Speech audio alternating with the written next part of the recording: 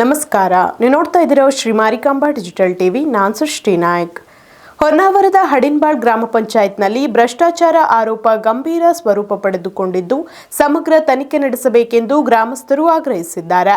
ಈ ಬಗ್ಗೆ ಗ್ರಾಮಸ್ಥ ಪ್ರಶಾಂತ್ ಭಟ್ ಮತ್ತು ಪಂಚಾಯತ್ ಸದಸ್ಯ ಸಚಿನ್ ಶೇಟ್ ಕಾರವಾರದಲ್ಲಿ ಮಾಧ್ಯಮಗೋಷ್ಠಿ ನಡೆಸಿ ತನಿಖೆಗೆ ಒತ್ತಾಯಿಸಿದರು. ಹಡಿನ್ಬಾಳ್ ಪಂಚಾಯತ್ನಲ್ಲಿ ಕಂಡುಬರ್ತಾ ಇರುವ ಅಕ್ರಮಗಳು ಮೇಲ್ನೋಟಕ್ಕೆ ಸ್ಪಷ್ಟವಾಗಿದ್ದು, ಇದರ ಸಂಪೂರ್ಣ ಸತ್ಯಾಸತ್ಯತೆ ತನಿಖೆಯಿಂದಲೇ ಹೊರಬರಬೇಕಿದೆ ಎಂದು ಸಚಿನ್ ಶೇಟ್ ಹೇಳಿದರು.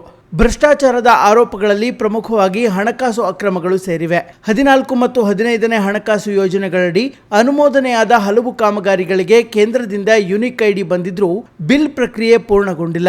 ಬಿಲ್ ಆಗಿರುವ ಕೆಲಸಗಳಿಗೂ ಬ್ಯಾಂಕ್ ಖಾತೆಯಲ್ಲಿ ಇರಬೇಕಾದ ಮೊತ್ತ ಕಾಣಿಸ್ತಾ ಇಲ್ಲ ಎಂದು ಗ್ರಾಮಸ್ಥರು ತಿಳಿಸಿದ್ದಾರೆ.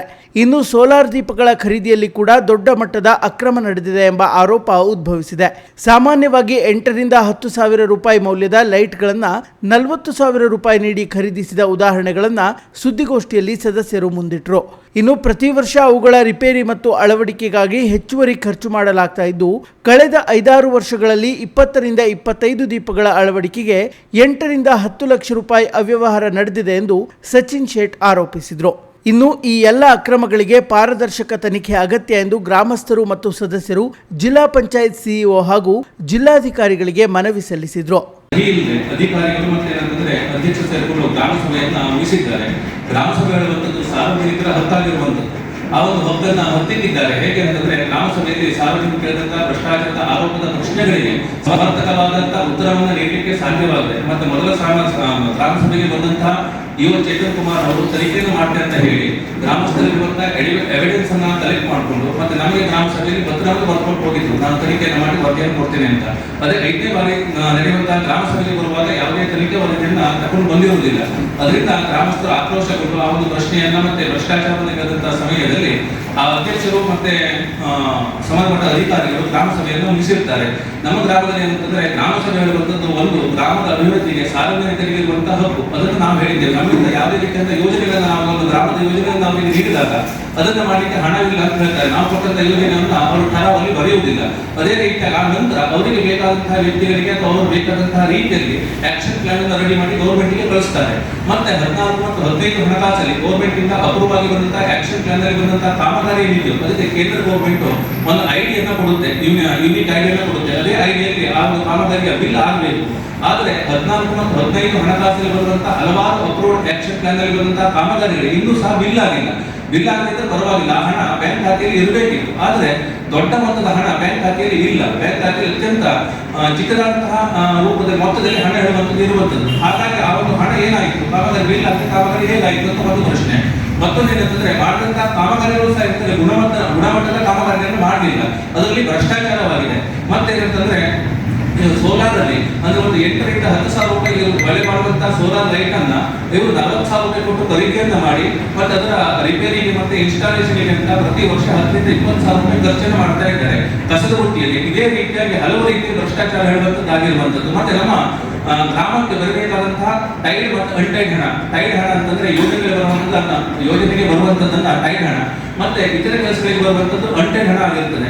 ಆದ್ರೆ ಒಂದು ಕೇಂದ್ರ ಗೌರ್ಮೆಂಟ್ ಹೇಳ್ತದೆ ಒಂದು ವರ್ಷಕ್ಕೆ ನಿಮಗೆ ಟೈಡ್ ಅನ್ಟೈಡ್ ಮೊತ್ತವನ್ನು ಇಷ್ಟು ನಾನು ಹಣವನ್ನು ನಿಮ್ಮ ಗ್ರಾಮಕ್ಕೆ ಕಳಿಸಿದ್ದೀನಿ ಅಂತ ಡಾಕ್ಯುಮೆಂಟ್ ಇದೆ. ಆದ್ರೆ ಗ್ರಾಮದಲ್ಲಿ ಪಂಚಾಯತ್ ಅಲ್ಲಿ ಕೇಳಿದಾಗ ಹಣವೇ ಬಂದಿಲ್ಲ ಅಂತ ಹೇಳ್ತಾರೆ. ಮತ್ತೆ ಬ್ಯಾಂಕ್ ಅಕೌಂಟ್ ಸಹ ಹಣ ಬಂದಿರುವಂತದ್ದು ಕಾಣುವುದಿಲ್ಲ. ಹಾಗಿದ್ದಾಗ ಕೇಂದ್ರ ಗೌರ್ಮೆಂಟ್ ಕಳಿಸಿದಂತಹ ಹಣ ಏನಾಯಿತು, ನಮ್ಮ ಗ್ರಾಮದಲ್ಲಿ ಬಂದ್ಬಿಡ್ತಾ ಇಲ್ವಾ ಅದಷ್ಟು ಟೈಡ್ ಹಣ ಬಂದ್ಬಿಡ್ತಾ ಇಲ್ಲ ಹೇಳುವಂಥದ್ದು ಒಂದು ಪ್ರಶ್ನೆ. ಅದೇ ರೀತಿಯಾಗಿ ನಮ್ಮ ಗ್ರಾಮದ ಉಪಾಧ್ಯಕ್ಷರೇನಿದ್ದಾರೆ ನಮ್ಮ ಸಾರ್ವಜನಿಕರಿಗೆ ತಿಳಿದಂತಹ ಮಟ್ಟದಲ್ಲಿ ತಿಳಿದಂತಹ ರೀತಿಯಾಗಿ ಅವರು ಏನಂತಂದ್ರೆ ಅವರ ರಾಜಕೀಯ ಪ್ರಭಾವವನ್ನು ಬಳಸಿಕೊಂಡು ಎಲ್ಲ ಅಧ್ಯಕ್ಷರು ಮತ್ತೆ ಸದಸ್ಯರನ್ನ ಪಿಡಿಒವರನ್ನ ಕಂಟ್ರೋಲ್ ಮಾಡ್ತಾರೆ. ಮತ್ತೆ ಎಲ್ಲ ಬಿಲ್ಗಳನ್ನ ಒತ್ತಾಯಪೂರ್ವಕವಾಗಿ ಏನಂತಂದ್ರೆ ಬಿಲ್ ಅನ್ನ ಮಾಡಿಸುವಂತದ್ದು ಮತ್ತೆ ಅದನ್ನ ಪ್ರಶ್ನೆಯನ್ನು ಮಾಡಿದಂತ ಸಂದರ್ಭದಲ್ಲಿ ಅವಾಚ್ಯವಾಗಿ ಬೈಯುವಂತದ್ದು ಈ ರೀತಿಯದನ್ನೆಲ್ಲ ಮಾಡಿಕೊಂಡು ಏನಂತಂದ್ರೆ ಅವರು ಒಂದು ಪಂಚಾಯತ್ ಹೇಳುವಂಥದ್ದು ಸ್ವಂತ ಬ್ಯಾಂಕ್ ಅಕೌಂಟ್ ಅಥವಾ ಸ್ವಂತ ಮನೆ ಹೇಳುವಂತಹ ಭಾವನೆಯನ್ನು ನೆಡ್ಕೊಳ್ತಾ ಇದ್ದಾರೆ. ಇದು ತಪ್ಪಾಗಿರುವಂತದ್ದು, ಇದನ್ನ ಸಹಿಸುವಂತದ್ದಲ್ಲ.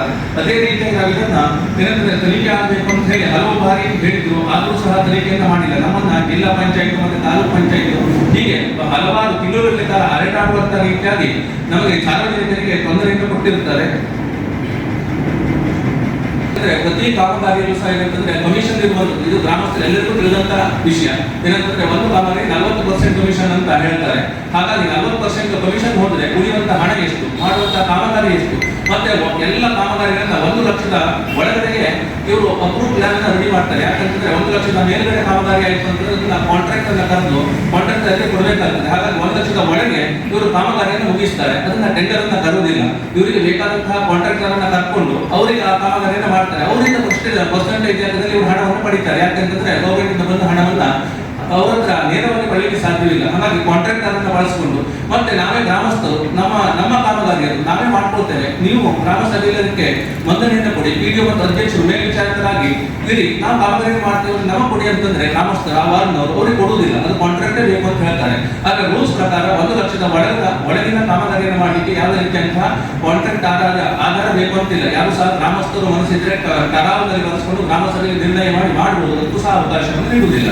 ಹೀಗೆ ಹಲವು ರೀತಿಯಲ್ಲಿ ಭ್ರಷ್ಟಾಚಾರ ಹೇಳುವಂತ ನಡೀತಾ ಇದೆ. ಅದಕ್ಕೋಸ್ಕರವಾಗಿ ನಾವು ಇವತ್ತು ಜಿಲ್ಲಾ ಪಂಚಾಯತಿಗೆ ಬಂದಿದ್ದು. ಅಂದ್ರೆ ನಮಗೆ ಸಾರ್ವಜನಿಕವಾಗಿ ನ್ಯಾಯಯುತವಾಗಿ ತನಿಖೆ ಹೇಳುವಂತದ್ದು ಆಗಬೇಕು, ಸಾರ್ವಜನಿಕ ನ್ಯಾಯ ಸಿಗಬೇಕು ಹೇಳುವಂಥದ್ದು ನಮ್ಮ ಉದ್ದೇಶ.